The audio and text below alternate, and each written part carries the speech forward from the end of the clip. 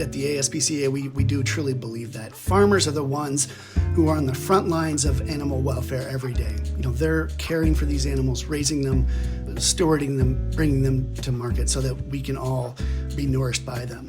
And so we cannot even begin to build a more humane food system without their collaboration, without their knowledge, without their expertise and their experience.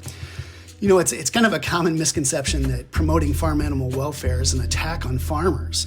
When I would say, and I've heard a number of farmers say this, that factory farming is as bad for farmers as it is for farm animals.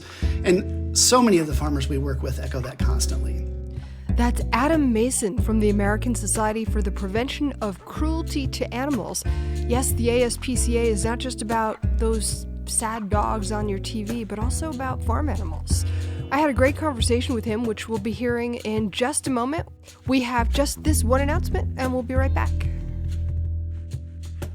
In a time of immense change, climate, cultural, ecological, and political, resilience is the thread that runs through everything we do. It emerges in systems with diversity, redundancy, and opportunities for collaboration. At Quivira, we try to foster resilience in the land, the people who steward it, and the communities that sustain them. Your year-end contribution ensures that we can continue building resilience in landscapes, communities, and people. Together, we can navigate the challenges ahead and create a thriving future for working lands and the people who care for them. Everyone at Quivira thanks you for being part of this work. Please donate what you can at quiviracoalition.org/donate. Quivira is Quivira. Thank you so much. And now to our program. I'm very happy now to welcome Adam Mason.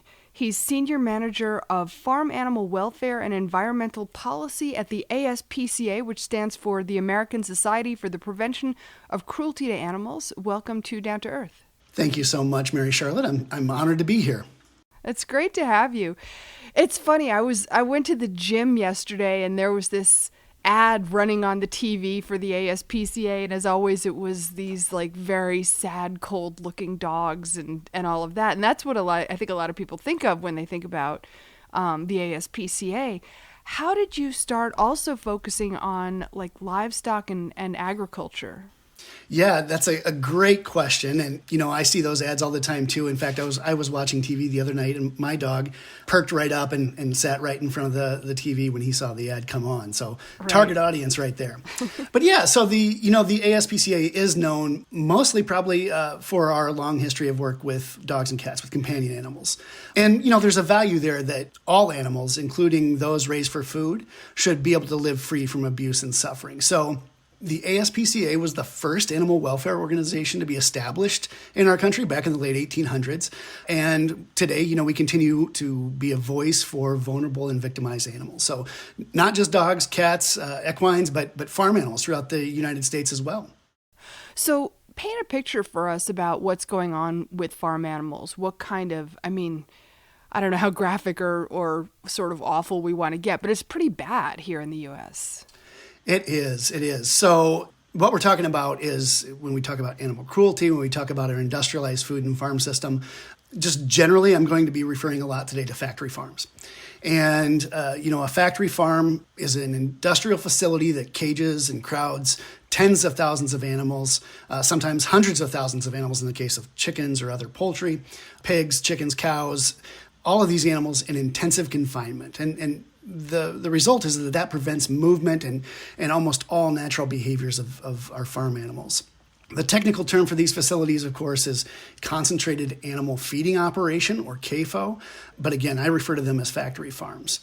So what that looks like is that, animals raised in these factory farms just have a horrible quality of life and oftentimes undergo procedures without pain control that would be deemed animal cruelty if we were talking about any other animal. Beak cutting, debudding without pain controls, things like tail docking. These animals endure stress in these environments and oftentimes face rough handling from being housed in these unnatural conditions. They suffer oftentimes due to breeding practices that are, selected for abnormally fast growth, which in turn promotes unhealthy genetics. You see, sometimes I've heard it referred to as Franken chickens, right? Where you get birds with just breasts so large that they can't stand, their legs aren't strong enough. Inside these factory farms, they're kept in cages, crates, lots of times crowded together in pens, unable to turn around. The punchline is these animals never see sunlight or step on a piece of fresh grass throughout their entire life. That includes then, the potential for illness or injury that goes unnoticed or untreated. Oftentimes, again, there are tens of thousands, sometimes hundreds of thousands of animals and a handful of workers that are inside these facilities. So when we talk about factory farms, that's kind of what we're talking about. And that accounts for most of the meat that we eat in the U.S., is that right? Unfortunately, yes, it does. It is safe to say that the vast majority of meat, dairy, and eggs that's available to consumers in the U.S. comes from these industrial operations, from factory farms. Over the last 50 years, there's been a 193% increase in the number of animals slaughtered across the U.S., largely due to the rise of these mega farms, right? We know that's not necessarily what American consumers want. I would say our surveys of consumers and our supporters show that 94% of Americans agree that animals raised for food deserve to live free from this kind of abuse. But at any given moment, like right now, there are 1.6 billion animals, chickens, pigs, cows, that are being raised for food across the United States. Majority of them, over 90% of these animals inside factory farms.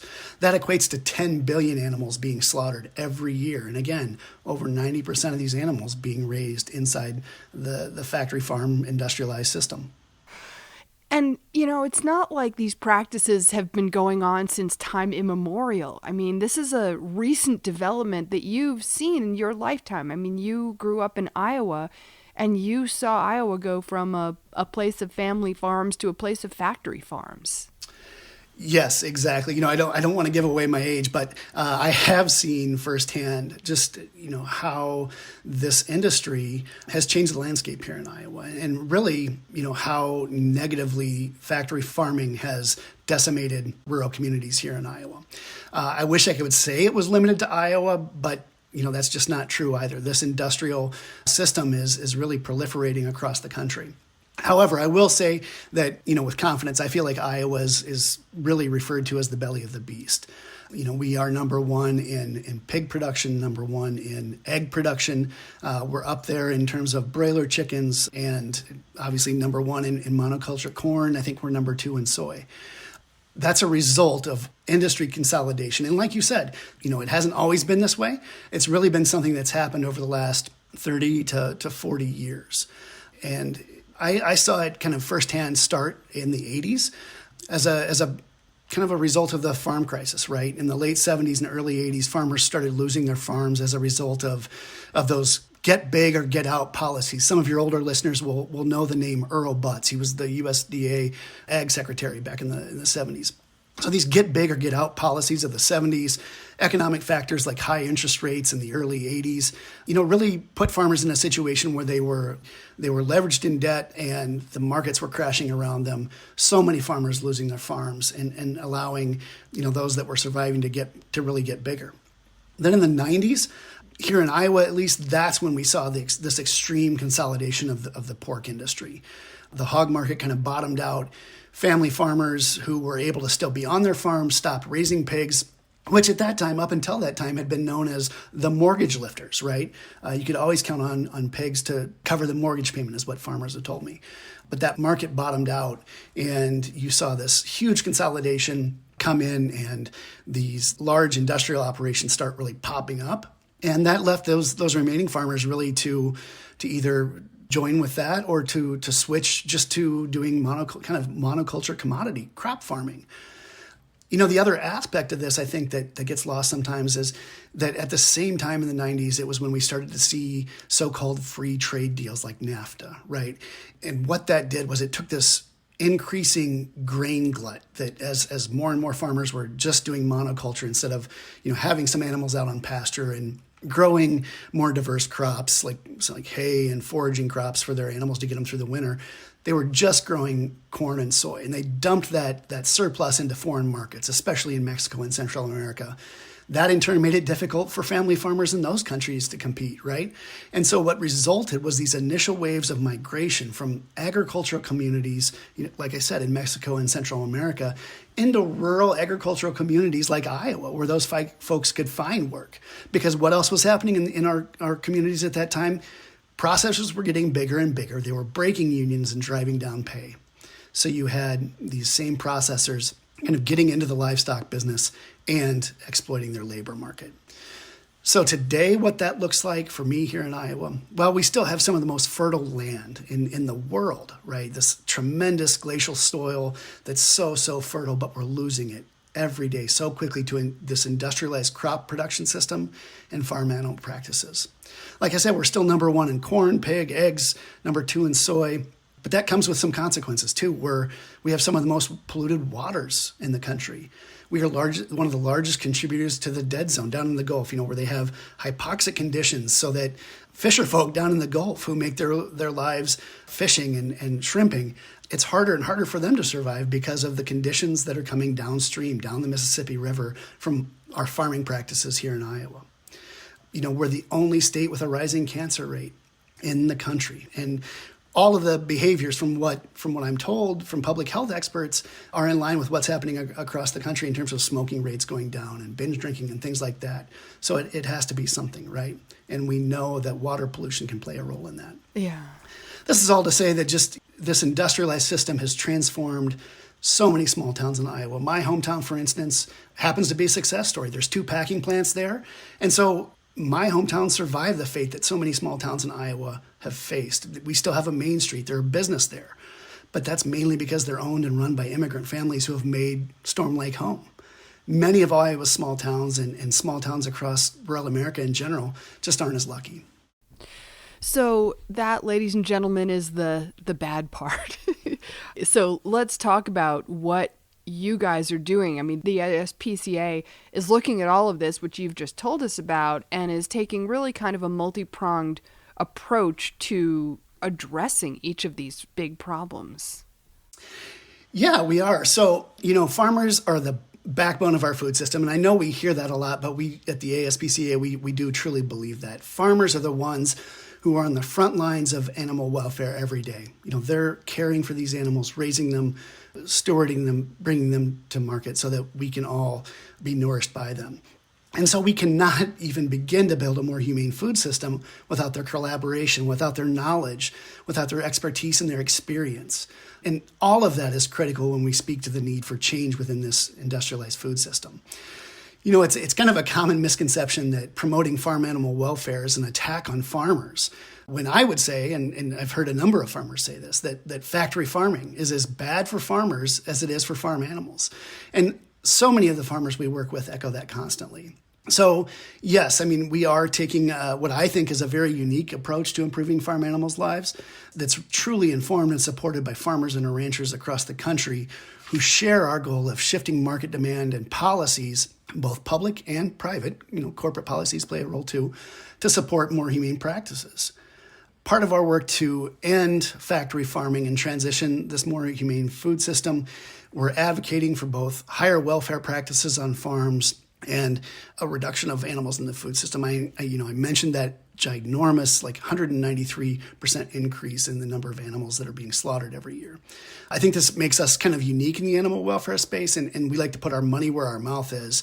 So we do that through a number of ways, working hand in hand with farmers on policy change, but also highlighting the need that we need to make sure that we're investing and funding farmers to make these transitions. We do that both through our organization and through the call for public funding. And of course, it comes down to markets. We have to encourage, we're fortunate that we have a broad supporter base at the ASPCA, folks who come to us because of all of those commercials that they see on TV and their care for their pets. So we've got a unique opportunity to encourage them to make choices in the marketplace. And ultimately, like I said, we believe for the systemic changes we need to see, it's going to take just deep investment into farmers' transitions to higher welfare and specialty crop practices. Well, let's talk about that. Does a hog factory constitute a farm it's not really a farm, it's a factory, right? So when you're talking about transition, who are you, like, what kind of farms are you talking about? Yeah, so you're absolutely right. The reason that we've coined these and that the movement has coined these as factory farms is because that's essentially how they're being operated, right? You've got a giant metal shed with inputs, and that's really how these agribusiness corporations are measuring it. They're viewing the animals purely as a commodity where they can kind of plug and play. So we have to change that mentality and then also just change the system, right? This is going to take big systematic changes. And again, we believe that we have to be following the lead of farmers in this. And so what I constantly hear from farmers is three things really to make a big difference is increased investment for more humane farmers and farming systems, right? Policies like the Farm Bill, so much funding props up this industrialized system. We have to change that.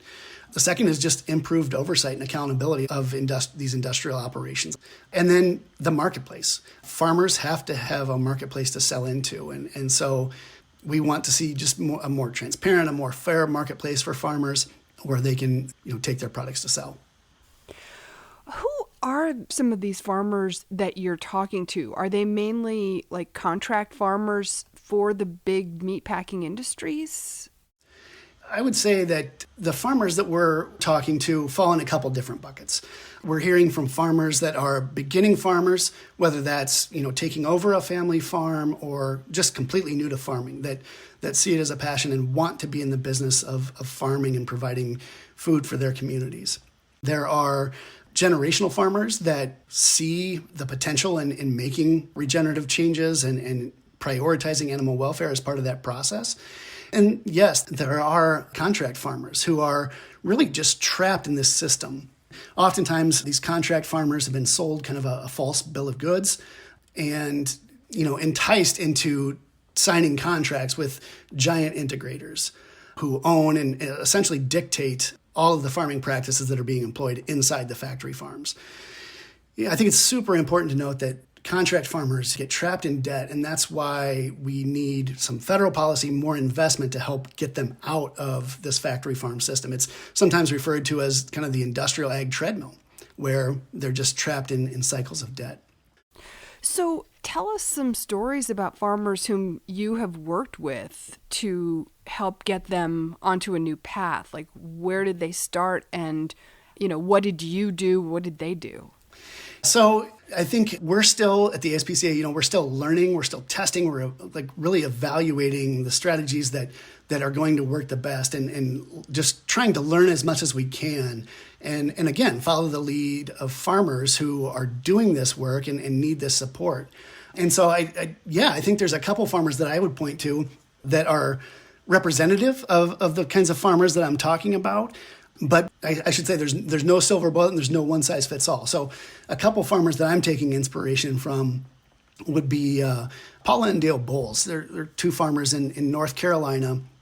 Dale took over his father's farm. His father was a tobacco farmer. And of course, the change in markets and tobacco farming was changing in the 90s. And so they bought into contract chicken farming, right? They were told by a giant chicken integrator that this style of chicken farming was the way to go. And the Bowles took them at their word. And so they took on a lot of debt to build some chicken barns. Over time, the company started really dictating how much feed they needed to be using, when lights could actually go on, when the screens or the windows on the sides of the barns could be open. Essentially, nearly every single aspect of control of the operation was taken away from them and being dictated by the company. As a result, the welfare of their animals, of their chickens, started taking a turn. And that led to them losing their position in what's called the tourney system. I'm sure a number of your listeners know about the tournament system, but it's one of those predatory things that this industry involves. And it's unique to poultry, where it pits farmers against other farmers in their community. Oftentimes, when so many of the factors of how they're raising their animals are out of their own control. So what happened, they dropped in the tourney system. They were getting paid less and less for the birds that they were raising. And ultimately, the company came to them and said, well, we're not going to renew your contract unless you re-up, unless you take on another 10 years worth of debt and build another bigger barn. And they they decided that wasn't for them. They didn't want to do that. And so today they've transitioned their farm, and now they're growing vegetables and flowers that are all marketed and sold within their local North Carolina community. And what happened to all that debt? Yeah, so they did. In this case, they had to pay off the debt. And it was ultimately the integrator coming to them and saying, we're not going to give you another contract. We're not going to pay you to raise chickens for us anymore unless you take on more debt. They had worked their way out, but because contract farmers are beholden to those contracts, if you don't have the contract, by the time you pay off your building, you still don't have enough saved up or enough resources to actually take on and own the livestock yourself. That's where those contracts and the integrators come in, is that they're providing the farm animals, you provide the place for them to live. And ultimately, every aspect of production being controlled by the integrator, with the contract farmer getting really a pittance for the work that they're doing on a daily basis. So help me understand, why would an integrator, why would these big companies want to dictate every last bit of the operation if it decreases animal welfare? Do they have no interest in having healthy chickens? I would say, that their interest is in getting a product to marketplace as cheaply and as quickly as possible. I mentioned kind of the selective breeding that we see. Again, it's just one way that these industrial integrators are cutting corners and prioritizing their own profits, all at the expense of animal welfare, of farmers, and our environment in our rural community. They are purely profit motivated, right? That is their job, to squeeze as much revenue as they can out of every aspect of this industrialized system. So like dictating when the lights go on and that stuff gives more product in some way? That aspect is just about cost control and like looking for ways just to squeeze every last penny out of the system. If they can keep the lights off for a few extra hours and then the birds feed while the lights are on, they're just going to move to market that much more quickly because they're not exerting energy. They're just kind of sitting in those spaces. What happens to the buildings in a case like that? So in the case of Paula and Dale, they were able to repurpose their buildings. They've turned them into really amazing greenhouses. And Paula and Dale did this all on their own. They did this before we met them. And that's why I'm taking big inspiration from them. Using their own ingenuity, they've really turned these into greenhouses. And it is, I believe, a model then that we can kind of communicate with other farmers and show that this is a system, a model, a pathway that they can follow. There's a number of other transitions, too, that provide other models because, like I said, there's no silver bullet. And what I've learned about farmers is, one, there's just so much ingenuity there. But two, they like to learn from each other, right? One other farmer that kind of comes to mind is Ron Holterholm. He's a dairy farmer in Maryland. He's actually a fifth-generation dairy farmer. His son, Adam, is the sixth-generation farmer, and Adam's got a couple daughters who potentially could be the seventh generation in a number of years. Ron was part of the family running this dairy. They had a small confinement dairy operation, and all around them they saw dairies going under. This is about 20 years ago. And rather than go under, he decided to take a risk, to make a choice, and decided to do things differently. And he had been looking and kind of searching for how to do that and found some information and courses on sustainable ag at the time. It's what we would call regenerative ag now. And as a result, he made the choice to transition his farm to a fully pasture-based farm. They have not bought any seed for their farm in nearly 2 decades now. They don't buy or have to grow their own grain now. They focus purely on rotational grazing for the cows out on continuous pasture. They have a herd size of about 135 milk cows. About 90 of those he milks once a day, and that goes into their bulk tank.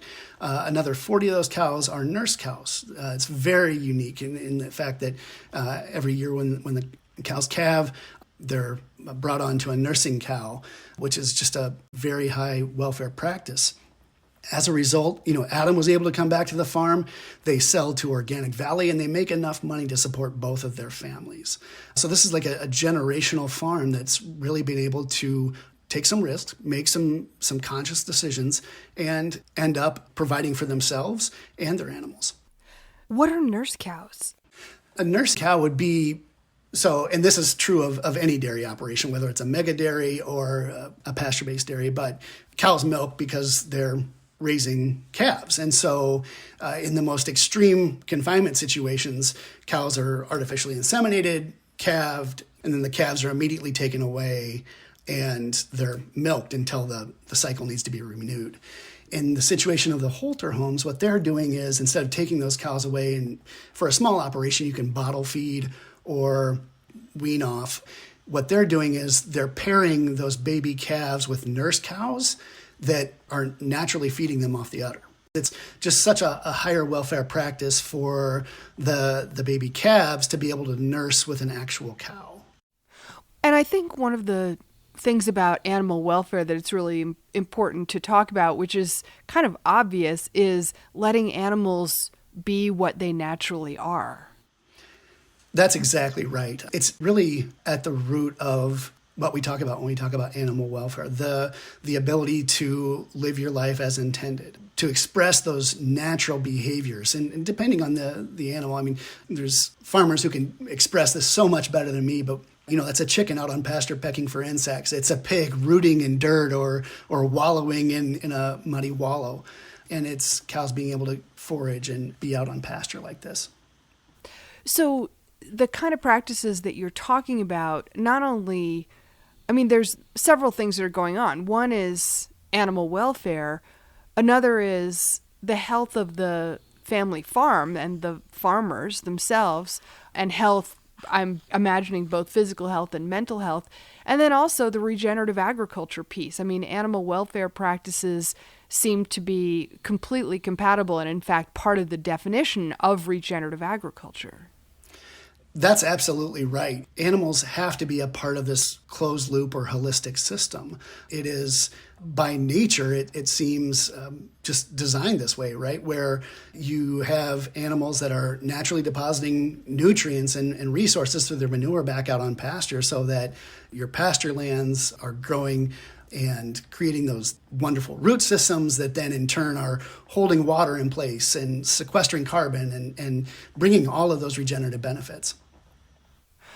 Another piece of this is when farmers transition from a kind of, let's call it indentured servitude, and certainly in the case of some of these contract farmers, being stuck in perpetual cycles of debt and having no control over their own lives and all of that, and then transitioning out of that. How does that affect not only themselves and their farm and their land, but also the communities that they live in? So when resources through public policy, through the marketplace, whatever it is, when those resources to support farmers who are transitioning out of factory farms or just transitioning their farms from conventional practices, we just really get closer to that more humane and sustainable farming system that does prioritize farmers. It is bringing public health benefits, it's benefiting the environment, and it's benefiting animal welfare. I think we could be clear, but I can get specific on how our communities are benefiting through a cleaner environment, right? We talked a little bit earlier, I talked about Iowa and kind of the negative aspects, but there truly is a benefit of not having to address all of the harms that come with these industrial factory farms. Studies have shown that the public health, the economic, the environmental impacts are disproportionately felt in financially disadvantaged and historically marginalized communities. These are rural communities, right? These factory farms are spewing toxic gases and polluting our waterways, which is creating a public health crisis in those rural communities. They're trapping farmers in cycles of debt and leading to the economic hollowing out of rural America. And that's ultimately why, we're committed to working alongside farmers and our allied organizations to build a more humane system is that it's going to help bring about some of these benefits to communities. If farmers are bringing in more money, they're getting a premium for employing regenerative practices and higher welfare practices. That's more money that's going to be staying in their communities. Yeah. Actually, I know that you had Georgia farmer Will Harris on your podcast previously. Yeah, he talks about that. Exactly. And so just a plug for that. Your listeners should absolutely go back and check that one out if they haven't caught it yet, because his is such a powerful story of transformation for their rural community when he took his 150-year-old ranch from those conventional practices into a higher welfare regenerative system. And we talk about this all the time with respect to regenerative agriculture, is that there's so many wins, the environment, the farmer, the farmer's health, the animals, the land, water, community. Who loses in this? I mean, is it just the factory farms? Are they losing it? Are they feeling any kind of pinch from people transitioning out? Are they pushing back? I would say yes, they are pushing back. I'm not sure we're at the tipping point yet, but it really is going to be a situation where I believe that these industrial operations will try and kind of co-opt the system. The other way that we see them pushing back is through confusion, right? So at the ASPCA, we work collaboratively with a lot of food companies, everything from small businesses to some large corporations, helping them set their own corporate policies to improve the lives of farm animals, right? Companies that are listening to consumers, they know that good farm animal welfare practices go beyond just personal ethics. It's essential for these companies if they want to be viewed as a sustainable brand. And oftentimes they're happy to work to that end.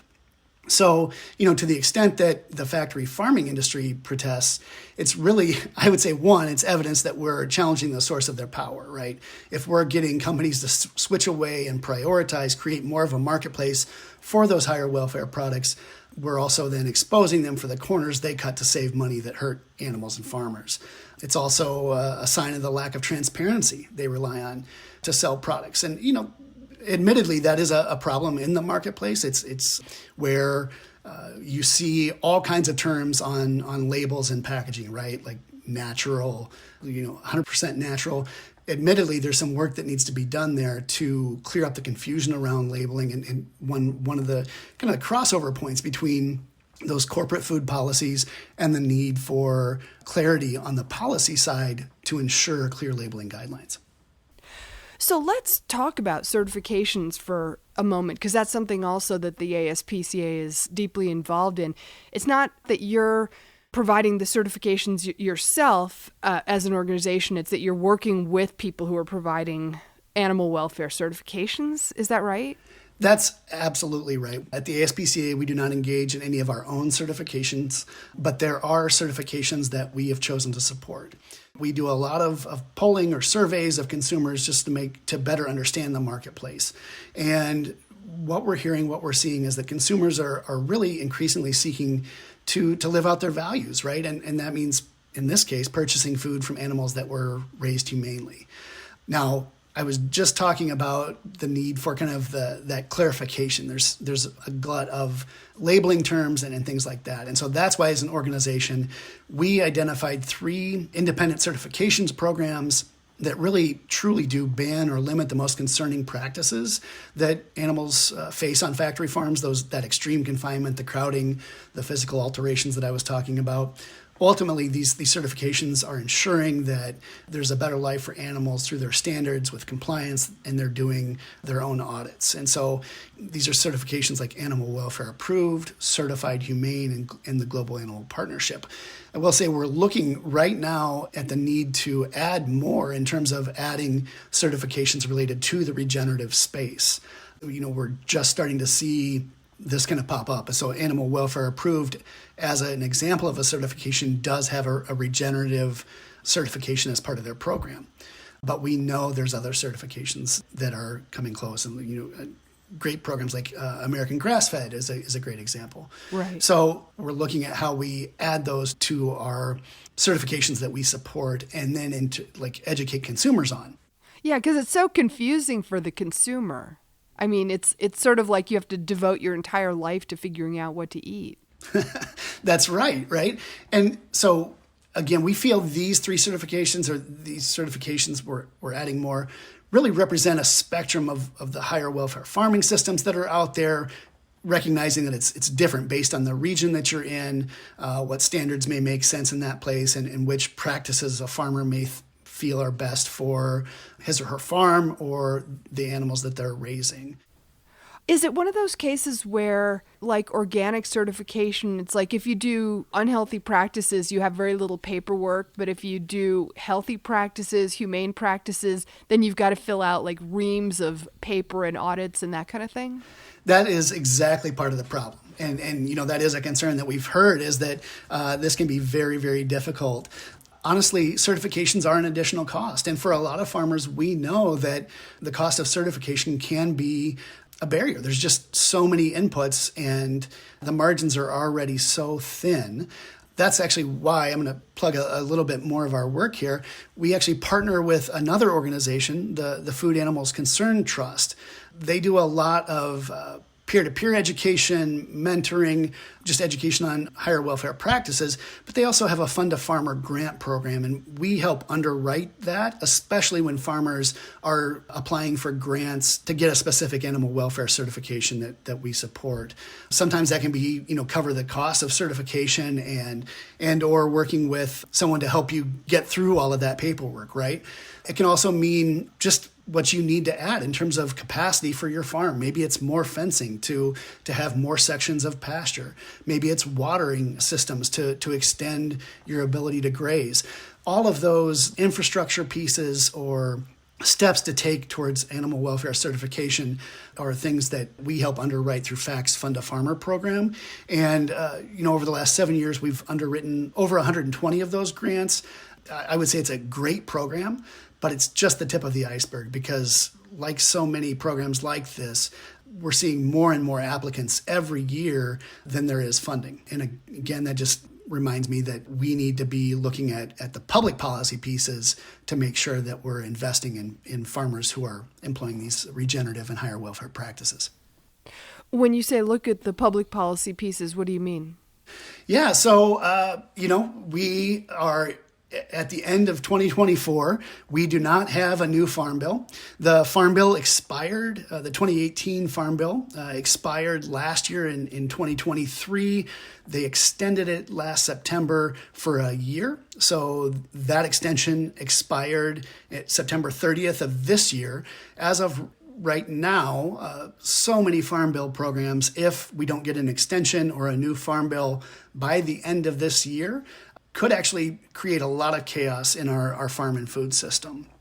Now, that's unlikely to happen. There's lots of negotiations going on, and given the election results, it's likely that we see an extension into next year, giving the new Congress and new president a chance to kind of put their stamp on the farm bill.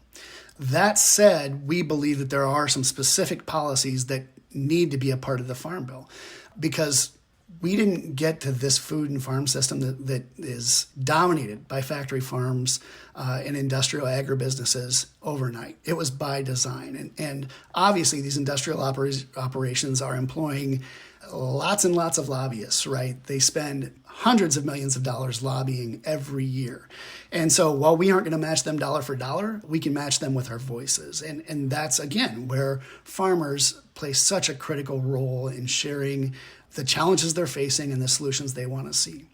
Again, for me, that comes back to those three principles of investing in higher welfare and regenerative farmers, of holding industrial ag accountable for the practices that they're using, and expanding and protecting the marketplace. So a bill that we worked on this year it's the Industrial Ag Conversion Act. It was introduced and for the first time ever would use under the EQIP program, the Environmental Quality Incentive Program, would use federal funding to help pay for farmers to transition out of their industrial systems, out of their factory farms, and into pasture-based farm animal systems or food, vegetables, and other plant-based and cropping systems. Again, first time ever. We're also, of course, playing a lot of defense. I mentioned that the power of industrial ag and their ability to lobby. Obviously, the factory farm industry does not like state laws like Prop 12 in California or Question 3 in Massachusetts, these policies that guarantee animals more space, right, in their own state. Factory farms here in Iowa don't like that law, and it's because it would force them to change the way of doing business, change their harmful practices.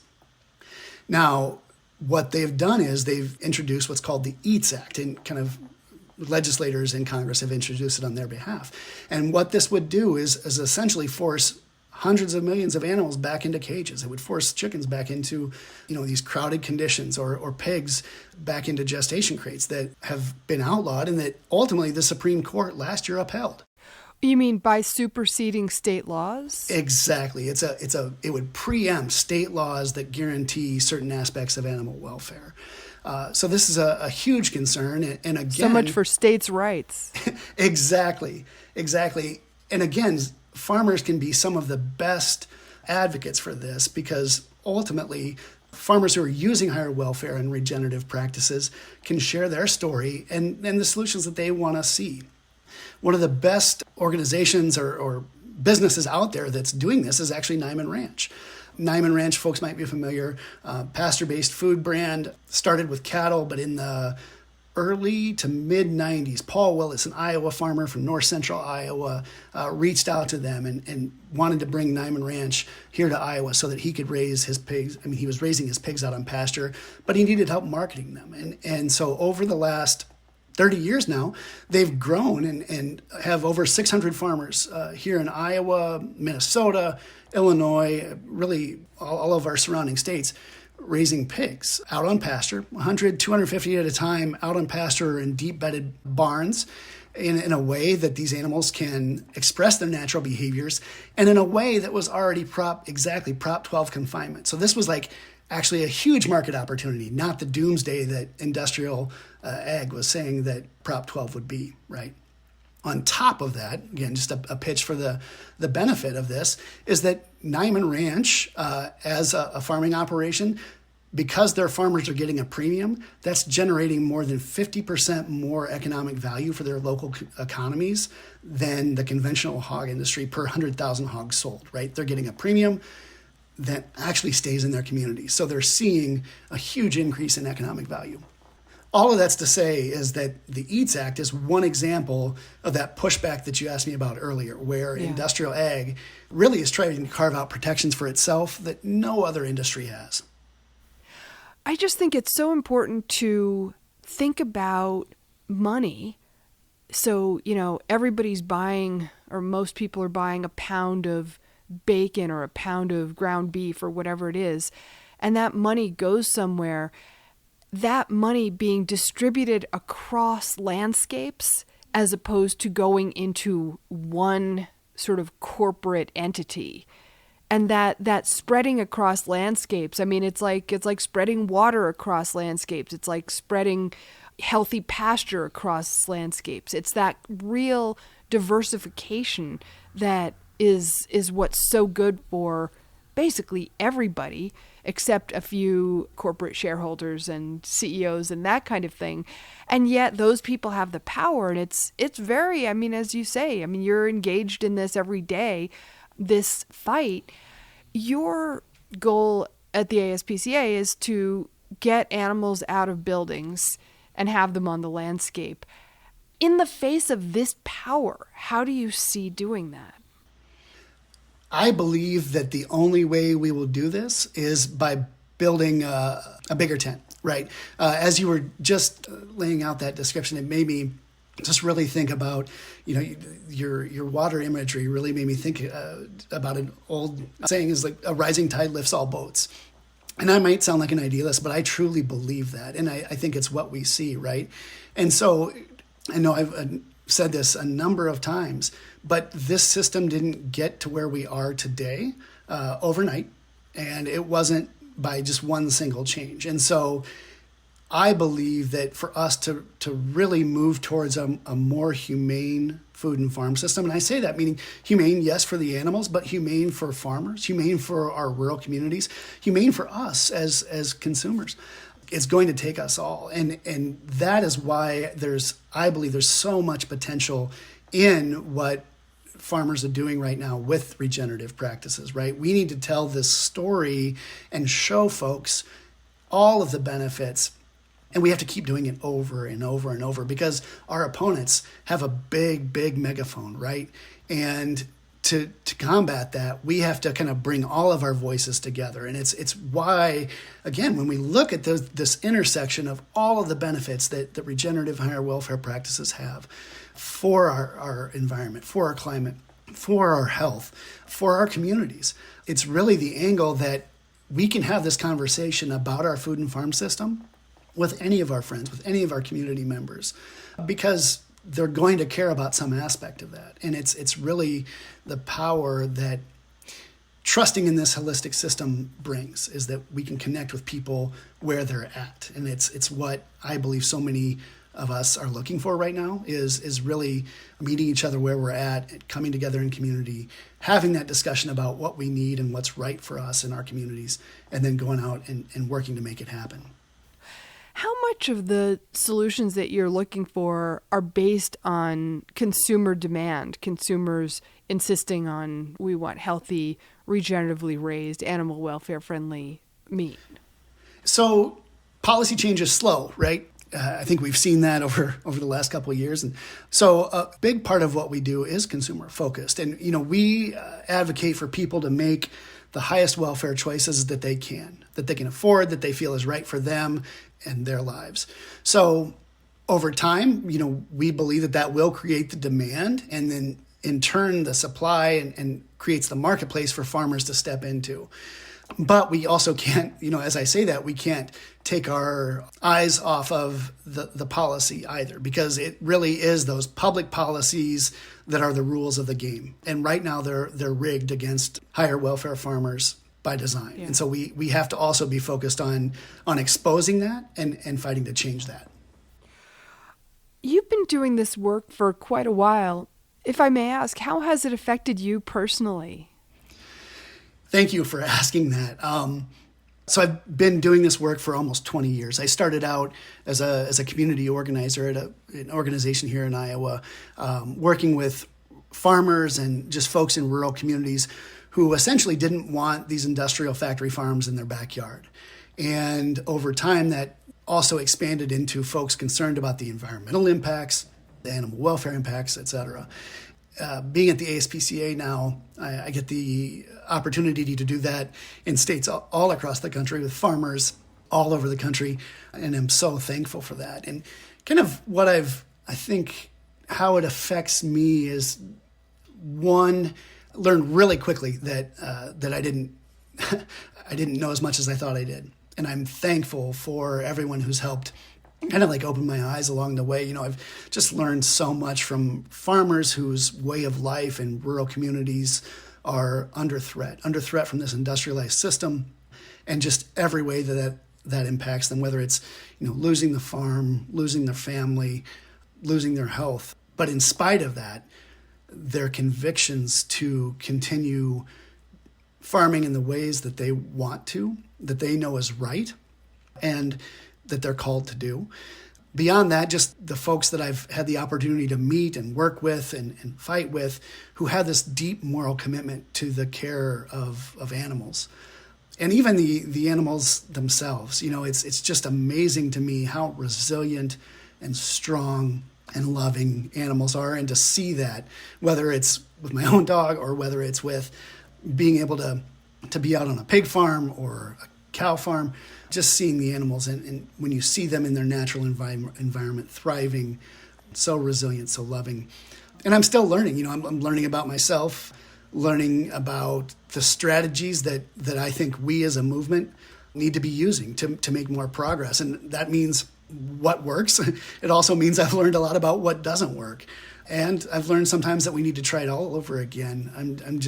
I feel very fortunate that I've had the opportunity to do this work with people in the movement. The team that I work with at the ASPCA is amazing. They bring so many different backgrounds to the work. Folks from, who have legal backgrounds, who have business backgrounds, who have animal science backgrounds, all coming together. And again, partnering with farmers and folks in rural communities and public health experts. It's just a reminder to me that it is going to take us all. Does the ASPCA have a certain amount of clout because their name is so well known when they go in to try to advocate for various policies?